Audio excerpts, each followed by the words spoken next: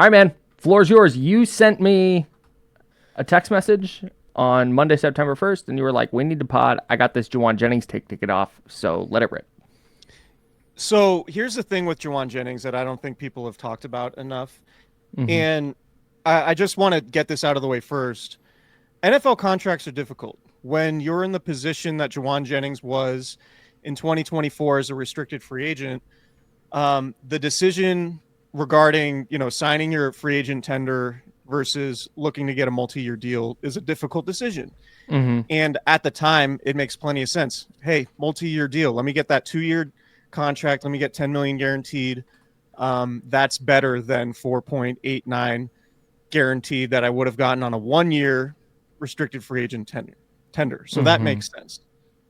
But if you sign that 2-year extension, which Jauan Jennings signed, ultimately, if you outperform that contract in year one, that is the risk that you take. You don't get to sign the 2-year contract and then say, oh, I outperformed it, give me a new deal when you still have a year left on the contract. That's how contracts work. That's how decision-making works.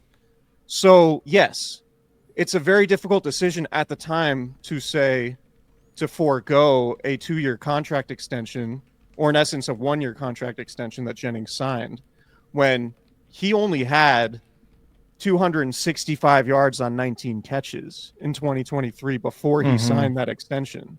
So this is the other side of it. Like, this is the argument for a short-term deal. This is an argument for a 1-year contract that Jauan Jennings, his situation is the example why a 1-year contract might have been better for him. But it's a trade-off. Right. If you sign a 2-year deal and you outperform it, you still have a year left on that deal. If he would have had that same year he had, 975 yards, 77 catches, 6 touchdowns, and been a unrestricted free agent in the spring, then he might have gotten the contract closer to what he was looking for, in that, it's been reported by Tim Kawakami that he wants $20 million or more. Right? But he signed a 2-year contract, and that's the trade-off. Yeah. That's what people aren't talking about. It's like, oh, Jauan Jennings has all this leverage. It's like, he doesn't. He signed a 2-year contract. He could have signed the restricted tender for 1 year, outperformed his contract, hit the free agent market, and gotten his money. That is the trade-off. So that's why, and Jauan Jennings is back at practice today. And it makes sense that he's back at practice today because, like we said last week, he didn't have all that much leverage. It looked like in a vacuum, given the 49ers injury situation, like, oh, they really need Jennings.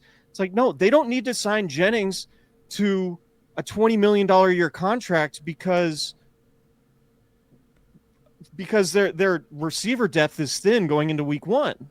That's, you're kind of missing the forest for the trees. If you're like, oh, we got to get Jennings on the field week one, so we got to sign him to a $20 million a year contract. It's like, it's just, it's a small moment of time. It's the exact situation they're trying to avoid this offseason by letting go of all of their expensive contracts, or not expensive, but guys who were underperforming their contracts. Yeah. So Jauan Jennings is absolutely underpaid this season. Yes. But this is what happens when you sign a 2-year deal that's cheap instead of signing a 1-year deal and allowing yourself to have a 975-yard season and then hit free agency. This is the trade-off that you make. Right. And this also, I think, ties in with something we've talked about before with Jennings, is had he gone to the Niners and said, hey, I'm severely underpaid here. Can we work on an extension? And it was in the realm of the Rashad Bateman deal, which we've talked about before. That's 3 years and we'll round up to $37 million. Then I think there would have been a real conversation, and I think they would have been able to come to terms on an agreement. But to me, Jennings dramatically overplayed his hand. Yeah. Like, asking for $25 million because of 1 year of production after choosing, like you said, to get the little bit of stability on a 2-year deal instead of the 1-year tender is like, all right, man, you swung and missed. Or I guess you did the opposite. But if you're going to then try and seek out an extension, I think you have to be more realistic and kind of read the room on what the receiver situation looks like down the road, what the 49ers have been doing with their other large contracts. Like, they're not trying to get in the business of paying Jauan Jennings $25 million only for him to be wide receiver 3 who's catching 20 passes a year. Like, that runs counter to everything they were doing this offseason. Yeah, Jauan Jennings, his first 3 seasons, his reception totals 24, 35, and 19. He basically doubled his career production last year. Right. In one season. And again, I'm not faulting him for taking the 2-year extension, or the 1-year extension instead of signing the free agent tender. Mm-hmm. But again, this is when you outperform that deal, this is the corner you paint yourself into. Right. Whereas he could have just signed the tender or could have signed a 1-year contract and had a bite at the apple last spring. Mm-hmm. And then maybe he's getting 15, 17, $20 million a season after having, 975 yards and 6 touchdowns. And again, I should point out 2023, he was amazing in the Super Bowl. And that's probably like a basis for, getting paid after a 19 catch season, right? Like he had a case, or at least he was a candidate for Super Bowl MVP had the 49ers won. Yep. But this is Jauan Jennings is in this situation because he outperformed a 2-year deal when he could have signed a 1-year deal and then been a free agent in the spring and then gotten his money. Yep. So that's the trade-off. It is the point here. It's very, very difficult to decide. Do I take 2 years with this much guaranteed money, or just 1 year, but basically half of the guaranteed money, and then I either risk not having that long-term security, or if I have a 975 yard, 6 touchdown season, then maybe I can get 15 to 20 million a year on the open market. But he didn't give himself that chance because he signed the 2-year deal. Right. Yeah. I am in agreement. And this podcast is pro players getting their money. Like, go get paid. But at the same time, I think if you're Jauan Jennings, you have to be a little bit more realistic about your situation. Yeah. And now he's put himself in a spot where if he had, like I said, hey, how about this Rashad Bateman contract? Because Rashad Bateman's a perfect comp because no one's exactly sure what Rashad Bateman is to the Ravens. Mm-hmm. Like, he's kind of the number 1 receiver, but now it's Zay Flowers, and like they see potential, but they don't throw it a ton in their offense. So like, okay, you find this middle ground. If Jauan had wanted the middle ground, I think he would have gotten it. Right. And frankly, if he has another year like he had last year, I think he probably gets in the range of 20 to 25 a year. I don't think that's a crazy ask, but in going into 2025, I think overplayed his hand, and instead of getting a little bit of a raise, he's probably not going to get anything. Yeah, and the upshot here is we're recording this Monday. Jauan Jennings is back at practice. According to Eric Branch, boots on the ground for the San Francisco Chronicle. Let me just pull up the tweet. It's big time. It's big time stuff. He said calves appear to be activating. That's huge. Eric Branch is reporting on X, the Everything app. So it would seem like Jauan Jennings is on track to play Sunday in Seattle for Week 1. And the other part of this too, I'll maintain that Jauan Jennings is far more likely to get a raise. He's not going to get the $20 million a year that he wants on like an extension, but they could probably give him some incentives, do something. But he's far more likely to get his raise if he's practicing and playing. Yes, correct. Rather than and we don't know that he was necessarily holding out. I very much, and this is just me speculating, I just think it was something where it's like, I have a calf injury and I'm not going to risk, further injury without long-term security. And the 49ers are like, sorry, dude, you're under contract. There are a lot of players here who would love new contracts, but we can't give out contracts to everybody who feels like they want one and they don't want to risk injury. Like, this is football. This is part of it. You signed the 2-year deal. Right. I don't know that we'll ever get clarity on what percentage, because I think you're right. And the fact that John Lynch openly came out and was like, 2 things can be true. It can be the calf and the contract issue. Yeah. Leads me to believe there's a pie of reasons Jauan Jennings was out since July 27th.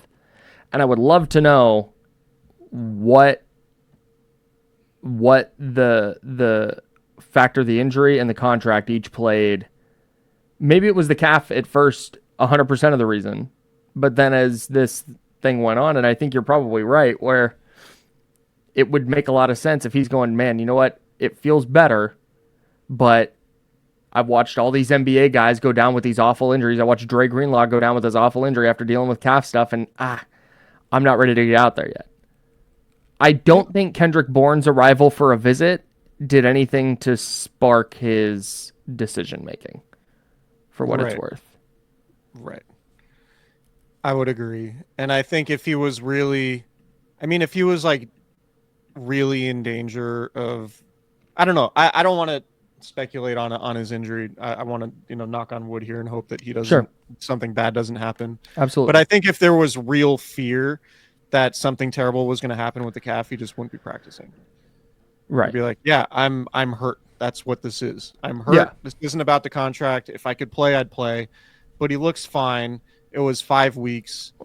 And right. And maybe he was going, hey, I'm gonna rest this until the first week of the season starts. I got the bonus practice on Monday, get my legs back under me, and then Wednesday, Thursday, Friday I'll get some practices in. Yeah. Maybe that was the plan the whole time. I've no idea, but you're spot on the contract thing, in my opinion. Thank you. You're welcome. Can we talk about the uniform schedule? Well, real quick. Yeah. 52 players on the 53-man roster are practicing as of Monday. Huge. And the only one who isn't is Jordan Watkins. Yep. Who's dealing with a high ankle sprain. So to me, and again, look, I fully understand sometimes I think in August, because we don't have games to talk about and because the starters, many of the starters aren't playing in the preseason, we don't really have much to talk about aside from the injuries. And we associate the not practicing with, like all these guys held out in recent seasons, and because they missed time in training camp and didn't have great seasons, that all guys missing practice is bad. And obviously you want guys to practice. But I think there's also a chance, the John Lynch, two things can be true. There's also a chance that we might overreact to August injuries. I'm like, oh man, the Niners are a mess. Their receivers, blah, blah, blah. Like everything's terrible. And it's like that they're actually going to have everybody except for DeMarcus Robinson, who's suspended. Like they're going to have everybody we kind of thought they would have, barring anything crazy happening over the rest of the week. Given how the 49ers injury situation has gone the last 8 years, I don't blame anybody for having an adverse reaction to injury news. Yeah, and that's like fair. It's like the season isn't being decided, but when people are trying to get excited for football and all of the news coming out is like, this guy's hurt, hey, here's a preseason game, 4 plays in, 3 guys hurt, it's like, oh my god. But yeah. The fact is they kept Bosa healthy, they kept Warner healthy, they kept McCaffrey healthy, Purdy, like that Pearsall, Trent Williams stayed healthy, Trent Williams, like those are the big ones. Yeah, and training camp in August is a little bit different because there's no locker room access. So the reporters on the ground are sort of limited to, and they get one-on-ones off to the side, but there isn't the same level of access. So the vast majority of stories that come out of training camp are like who's practicing, who's not. And that's kind of all the consumer gets, or that's the vast majority of what the consumer gets. Whereas like during the season, there's open locker room. Reporters can go talk to any player they want who's in there. You know, like a lot of times during training camp, you'll get a coach and then you'll get 2 or 3 players at the podium, and that's kind of it. And so the information is relatively sparse. The reporting's relatively sparse, and all we really have to go off of is who's practicing and who isn't. So I think over the 6 weeks of training camp, we kind of obsess over that. And to your point, it's totally fair given what happened last year. But we're also at a point where 52 players out of the 53-man roster are practicing on Monday in their bonus practice. And the 49ers might actually be relatively healthy going into Sunday. The thing is how prepared are these guys? Like, sure, Mykel Williams didn't take a preseason snap. We saw how important the preseason was for Nick Martin, right? Like how much better he got from week 1 to week 3 of the preseason. I think Michael Williams is obviously more of a finished product than Nick Martin, but Sure. it's an example of the value for some guys in preseason. As the biggest preseason hater there is, like, I do understand that somebody like Nick Martin can get those reps and get demonstrably better over the 3 weeks. Yeah, the reps matter. Like whether they're indicative of how good a player is or will be on day one isn't of consequence. It's like they're getting the reps in to practice the things they're working on, or to just see what NFL movement looks like and the speed of the game and just kind of getting into it, right? And if you're the 49ers, where the plan is play all these young players and maybe they stumble a little bit out of the gate, but by November, December, they're playing high-level football and can help the 49ers win and make a playoff push. The further behind they are going into week one, the longer that process takes, right? Yeah. So if Michael Williams has gotten preseason snaps, it's not like, oh my God, defensive rookie of the year, but it puts him further along in his development starting in week one than and this goes for Upton Stout as well, than where he'll be in week one without those reps. Yeah, that makes sense. Yeah. Totally agree. I just, there's so much nuance to it that so often we're prisoners of like, oh, well, this happened last year, so it must be true this year. Mm-hmm. And that's just not always the case. And maybe the 49ers have an old roster and maybe they're just, their top end guys are going to be hurt. And that's an issue again, maybe because history can absolutely repeat itself. But I think we might get to a point where Sunday comes and it's like, oh, they have their guys. That's we talked about all this injury stuff and there was this collective freak out about the injury stuff. But they actually have their guys, and it's a 3-point game in the fourth quarter, and we can forget about all this training camp stuff. Yeah. Sure. We got content to churn out, man. Oh, I know. We are part of the content machine. So guys who were back, let me pull up our guy Nick Wagner's tweets here. Jauan Jennings. Jauan Jennings, Dominic Pooney, Kalia Davis, YGM, and Upton Stout. Yes, Yetur Gross-Matos and Upton Stout. So that's, I think the big one is Jennings, obviously. I think Pooney is a pretty big one because you were looking at a scenario where Connor Colby might have been starting at right guard. Sounds like Ben Barch is... I mean, is there any chance that Connor Colby starts at left guard over Ben Barch, or is Ben Barch pretty locked in? I guess we'll pretty locked in. Is YGM going to be active on Sunday with like zero Sounds training like camp? Yeah. Okay. That's interesting. I guess we. They have 1 million defensive linemen though, so it wouldn't. I don't think it's the end of the world if he can't suit up. It might be like they might have him practice for a couple weeks and then come back week 3 or something.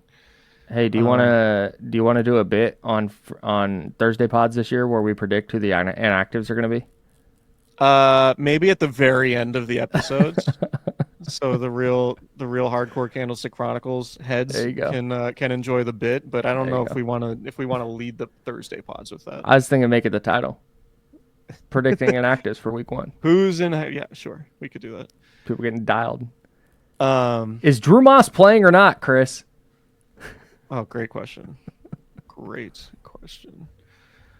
Yeah, so I'm looking forward to just the regular season starting and having actual games to talk about. Yeah, same. Do you want to talk about the uniform schedule? Yeah, let's do that. So the 49ers are doing a thing this year to combat the oppressive heat in Santa Clara, where the high today is 84 degrees. And which is hot. 84 is hot for Santa Clara. Right. They're combating the oppressive heat by not wearing red home uniforms. They won't wear red during a day game until week 10. At home. They're wearing their white jerseys at home to create some kind of advantage, I guess. I think it's silly. I think it's such a performative thing. There's just no way. I understand it's hot, and I understand that playing football is hard, and I understand that playing football when it's even a little hot makes the game harder. I cannot fathom that we're going to be sitting here going into week 10 like, wow, the 49ers have been awesome at home because they have just been the fresher team because of their white jerseys. I'm with you 100%. I do want to point out they're wearing their red throwbacks week 7 In a Monday night game. in a Monday night game against the Yeah. Falcons. Yeah, they okay. won't wear So, red in a day game until week 10. to the equipment managers, if anybody, Al Guido, anybody who listens to this podcast, We'll get Al affiliated on the with show you, again. please wear red socks with the throwback red uniforms, because the Falcons are probably going to be wearing all white, and which means white pants and white socks for them, and they already have red on their uniforms. Like let's get a little bit of contrast. I think really good uniform contrast between two teams is super underrated. Agreed. Like a game is so much more visually appealing to watch when there's great contrast. Agreed. And given that the 49ers have white pants, which is fine with their throwbacks, it's okay. But it just looks way better when you have the red socks, because the opponents are going to be wearing white. So it's just nice to have some differentiation. Like the worst thing that can happen from an aesthetic standpoint is like when the Niners wore their throwbacks against the Chiefs, and the Niners are wearing red jerseys with white pants, and the Chiefs are wearing white jerseys with red pants. It looks awful. You need contrast. Like I understand wanting to have the throwbacks in a big game, but maybe shelve them, go with the gold pants, so at least there's some contrast, and you can. It's just more. It's easier to watch. Sure. My fear would be with the throwback reds against the Falcons is kind of a similar situation, where the Falcons are going to be in all white with black and red, and then the Niners are going to be in red with white pants that have black and red on them. Like let's try to maximize contrast, guys. It's really important. I adore the rollout of the rivalry uniforms. We got as of August 30th, the uniforms came out at 7 a.m. on August 28th. That's of noon-ish on August 30th. We'd gotten 26 tweets from the 49ers about the rivalry uniforms, which they are not even wearing until fucking January. That didn't even dawn on me the entire time. Like, okay, the uniforms or whatever. Da, da, da. And then they release a uniform schedule. It's like, oh yeah, they're wearing them once on the last day of the season. Don't even know if it's Saturday or Sunday yet. That game's not even scheduled. How funny would it be if the Niners, say the Niners have clinched the division and they're just resting all their starters? Oh, it would be perfect. Oh my God. The black jersey and it's Mac Jones under center. Oh, handing to Jordan James. Oh, buddy. If Jordan James hits a 6 spin move in the black uniforms, though, real Niner fans are going to lose their minds. So I agree with you, though. The throwback whites against Arizona, also potentially a contrast issue there, but again, it's okay. We'll power through work through that. Yeah. It's not oppressively hot in Santa Clara. Maybe the road team will be half a percentage point sweatier because they're in their home uniforms in that hot sideline in late September, early October. But I've just never been. It's going to look really weird. I've never been somewhere where it's hot and been like, I'm so happy I'm wearing a white t-shirt today. I think it's so negligible against if you're putting a roof on your house. You want a lighter roof because it reflects heat. Okay, that's a more constant, large sample size thing. I don't think over a course of a 1-hour football game. I just can't imagine it matters that much. But psychological stuff, I guess, I don't know. It's going to look really weird. I will say that. It's going to look really weird. I think you can pull off the all whites at home better than the primary whites with the gold pants. I think it'll look weird.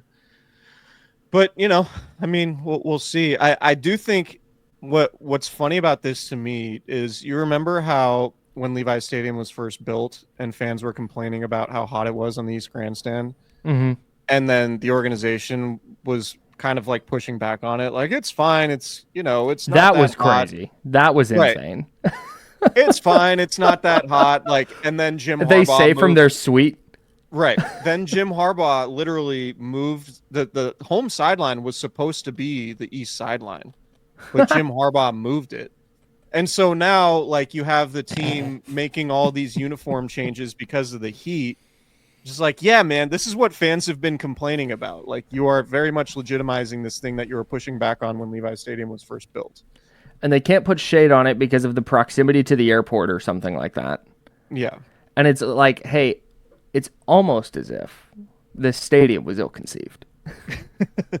It's almost as if they should have changed the design that they were going to build at Candlestick Point. Huh. It does seem that way. This design was initially planned for Candlestick Point because you were going to have the big hill right behind that blocked the sun and basically provided shade from like late second quarter or halftime on in most afternoon games, even in September. Obviously, it was cooler at Candlestick Point than sure. But like the open ends, there you remember those like very early renderings, those open corners were like you could see downtown San Francisco from these corners. Like that's what it was supposed to be. And then they just took the same design and plopped it in Santa Clara and like, hey, we're good. This is all we need. It's crazy. And kudos to them. Like they've done enough now. They're hosting a second Super Bowl. The scoreboard and all the lighting and stuff looks cool, but that's all kind of irrespective of the design. Like I don't think fans are gonna like, they're gonna do the dumb like light thing, like the lights are gonna go out and flash when they score a touchdown in a primetime game, which I think it looks cool on TV. I'll say it. Yeah, UCLA scored a touchdown last night, and their lights did that. I was like, damn, that's cool. Sure, it does. It does nothing for me, but like anyway, I don't think fans are going to be, that you can do that in any stadium. You are just torpedoing our chances to get Al Guido on this podcast. Al's my guy. I mean, Jesus, can you pander a little? Al, if you want to push back, just hit me on the hip, man. You got my number. We can discuss it on the pod. If you want to tell me why all this stuff is awesome, great. I'd be down to have that discussion. But no, like what they should have done is just redo the design when they decided to shift to Santa Clara. Like if you are changing the location of the stadium, then you should change the design to fit the location, not take the same design and just be like, yeah, this is good. You'd think so. And instead they just were like, hey, we're just going to wear white at home now. Right. That issue that fans were complaining about that we said was not a real issue. Well, yeah, it turns out we're going to wear white uniforms because it's way too hot in the 83-degree Their heat. Primary red uniform that they'll wear 3 times. It's going to be weird. It's going to be really weird. But alas. I don't think here we talk about the uniform stuff mostly because Chris and I both like the uniform stuff, but ultimately it's not going to impact wins and losses. I don't think. Like I don't think we're gonna. I cannot fathom a scenario where we are earnestly like, wow, the 49ers have just taken off at home because they wear white there when it's sunny now. Also, the high in week 1, I know this is not the point because they're in Seattle, but the high in Santa Clara in week 1 is 79 degrees. Yeah. Like, come on. So here, what I will say is like, I was at the Super Bowl in, I guess it would have been February 2016, Super Bowl 50. And I was there pregame in the auxiliary press box. And that's, it's outside and it was in the south end zone, but we were still feeling sort of the same heat in that big grandstand that goes around. I was sweating in February. I wasn't like, oh man, need to change my shirt, but like it can be when you're in the direct sunlight at the angle that it is, like it can be a little bit warm, but it's never like, oh God, how could anybody possibly play football in this? Sure. It's like golf. Like even when it's 100 degrees in Sacramento, like it won't prevent me from wearing a colored shirt. Yeah. Like I don't find it that much different. As long as it's more about the material. It's more about the material of the shirt than the color of the shirt. Right, exactly. And again, I think it would be different if you were going to be out in the sun for 10 or 12 hours. Like then I think the color you're wearing could play a role in how hot you get. But whatever. Do you think players are going to wear white socks with the white uniforms, Yes. the white primaries? I believe your quest to get them to wear red socks with the white uniforms is largely a fool's errand. Not that you're wrong. I think you're right. But I think if that's something they were going to do, they would have done it by now. To be frank. Yeah, that would be a shame. I do want to say, since we recorded the podcast last week about the black rivalry uniforms, there have been some other versions that have popped up on social media. Yeah. And I do think, and I love the throwbacks. The 94 throwbacks are awesome. Like, Yes. those are basically They're very flawless uniforms when they are worn with Red Sox. But if the Niners introduced throwbacks that were basically the template of the rivalry uniforms, they had a red version and a white version, and replaced the throwbacks, that could be fire. I think that could look really cool. I think the template, like what they did with the template of the rivalry uniforms, is really cool. I think the saloon font's really cool and really unique and really like identifying. Just the black, just miss me with the black uniforms and the black helmet and all that. But whatever, teach their own. Yeah. Somebody who's wearing a black and red Cooperage hat. I'm not opposed to the black and red look. It looks fire. But in the uniform, I'm just not. Yeah. Go listen to our podcast about it. We complained a lot. If you're the Chicago Bulls, have at it. If you're the Niners, no. Totally. But speaking of Cooperage, you should all go get your Candlestick Chronicles Hazy IPA in time for week 1. Goddamn right. If you're going to have a watch party and you're into hazies, or, I mean, just want to have, like, the best possible beer you can have as a Niners fan, Candlestick Chronicles Hazy IPA is it. The can is incredible. The beer is incredible. It's just like, if you're into everything at your tailgate being like being on brand and fitting, if you're the person that has like 49ers socks and 49ers koozies and 49ers sweatbands and everything else, like the Candlestick Chronicles Hazy IPA can will just fit in with that aesthetic perfectly. Just, you know, it's an amazing beer, and we're not just saying that, but go check that out. Get it from either of Cooperage's locations in Santa Rosa downtown, on Ross Street, or their brewery out just off Pioneer Avenue and Airway, I believe. And yeah, and Two great spots. You might find it in some local stores where Cooperage distributes their beverages as well. CooperageBrewing.com too. Get it shipped to your door anywhere within the state of California, obviously if you're 21 or older. So check that out in time for week 1. Can't recommend it enough. Hell yeah. Shout out to Cooperage. Anything else? Nah, I got nothing. All right. Jauan Jennings is back. Watch out, everyone. We'll see if he talks to the media today. Kind of think he won't. Kind of hope he does. Yeah. That's content, baby. All right. Subscribe on YouTube, youtube.com/@Candlestick Chronicles Podcast, or just search Candlestick Chronicles on YouTube. We pop up right there. Also available wherever you get your podcasts. Salute if you are a podcast listener, but even if you are, go subscribe to our YouTube channel. It would help us tremendously. I'm begging. I'm not ashamed. Ain't too proud to beg. See you guys.